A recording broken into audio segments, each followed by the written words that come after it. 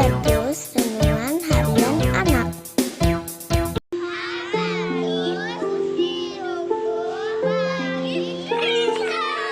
Salam habatus anak-anak, hidup aku bagi Kristus. Mari kita berdoa. Tuhan Allah Bapa kami yang bertahta dalam kerajaan surga, terima kasih karena Tuhan terus tolong kami untuk kami mau belajar firman Tuhan. Tolong kami Tuhan Yesus ketika kami belajar bersama-sama, kiranya Tuhan yang memberikan kepada kami pengertian sehingga kami dapat lakukan dalam setiap kehidupan kami.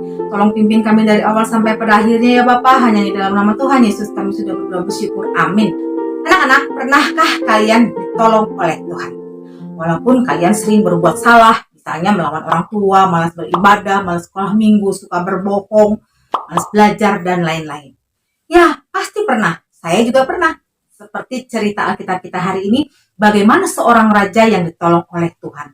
Meski raja tersebut tidak mengindahkan Tuhan, tidak menyenangkan hati Tuhan.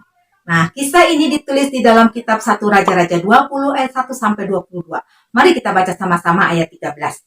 Tetapi tiba-tiba tampillah seorang nabi kepada Ahab raja Israel serta berkata, "Beginilah firman Tuhan, sudahkah kau lihat semua orang yang sangat ramai itu, bahwasannya pada hari ini aku akan menyerahkan mereka ke dalam tanganmu, supaya engkau tahu bahwa akulah Tuhan." Anak-anak, Ahab adalah seorang raja bangsa Israel, tetapi kehidupan Raja Ahab tidak dibenarkan oleh Tuhan. Ahab seorang penyembah berhala, dan kehidupan Ahab tidak menyenangkan hati Tuhan. Ahab orang berdosa, bangsa Israel juga berdosa. Tetapi bukan Ahab dan bangsa Israel saja yang berdosa, kamu, saya, dan orang-orang percaya juga berdosa. Ingat, Roma 3 ayat 23. Tuhan dengan penuh kasih tetap menolong Ahab ketika melawan Ben-Hadad. Kenapa Tuhan masih menolong Ahab? Kok Allah nggak adil? Di mana keadilan Allah? Nah, keterlibatan Allah menolong Ahab untuk melawan Ben-Hadad adalah karena ketika peristiwa di Gunung Karmel didapati bahwa rakyat Israel kembali mengakui Allah adalah Tuhan dan memusnahkan nabi-nabi Baal.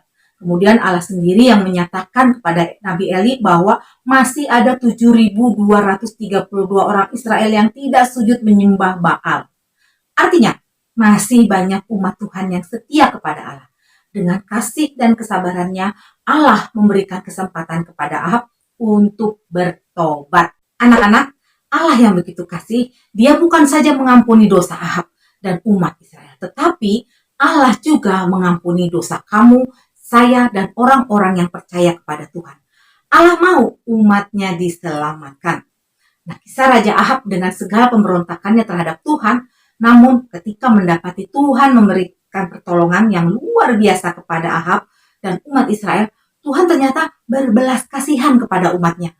Tuhan memberikan perintah bahwa Raja Ahab lah yang harus memulai penyerangan ketika Ben-Hadad bersama 32 raja sekutunya tengah bermabuk-mabukan. Tuhan memberi kekuatan dan kemenangan yang luar biasa, sehingga ke-32 raja itu beserta tentara-tentara mereka yang terlatih dapat. Dan perlengkapan mereka pun dimusnahkan oleh orang Israel. Kita bersyukur bahwa Tuhan campur tangan menebus kita justru saat kita berada dalam menghadapi kesusahan dalam kehidupan kita. Ketika kita dalam dosa, Tuhan rela meninggalkan kerajaan sorga. Dengan penuh kasih-Nya, Dia datang ke dunia. Dia dihina, disiksa, disalibkan, mati, dikuburkan, bangkit pada hari yang ketiga, naik ke sorga, hidup selama-lamanya untuk menyediakan tempat bagi setiap orang yang percaya dan dosanya dihapuskan. Nah, anak-anak, maukah kalian melibatkan Tuhan dalam segala hal?